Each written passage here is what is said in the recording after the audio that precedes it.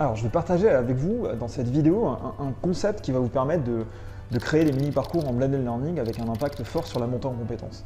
Alors, ce découpage, vous allez voir, est basé sur une théorie qui est la théorie de Bob Mosher, qui définit 5 moments clés dans l'apprentissage. Alors, le premier moment, c'est apprendre pour la première fois. Lorsqu'on rentre dans une compétence, on a souvent un effet de découverte, alors des choses qu'on sait, des choses qu'on ne sait pas. Et Bob Mosher définit justement ce moment-là comme un moment clé et qui est souvent mis à travers un e-learning engageant, à travers un espace de découverte qui permet de rentrer dans des éléments un peu conceptuels, mais de façon assez ludique. Le deuxième moment, c'est apprendre plus et aller plus loin. Alors ça passe par une lecture complémentaire, ça peut passer par un défi, en fait un moment qui permet de creuser un peu plus pour celui qui a envie.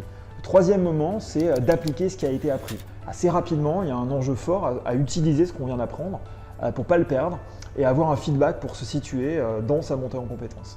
Le quatrième moment que définit Bob Mosher, c'est le fait de résoudre un problème. C'est-à-dire ce que je viens d'apprendre, je vais l'utiliser dans un contexte où je dois résoudre un problème.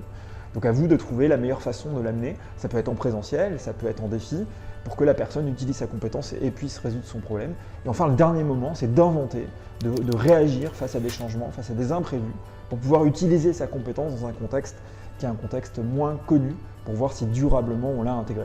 Voilà, ce sont les 5 moments de Bob Mosher qui vous permettront de structurer vos parcours en blended learning.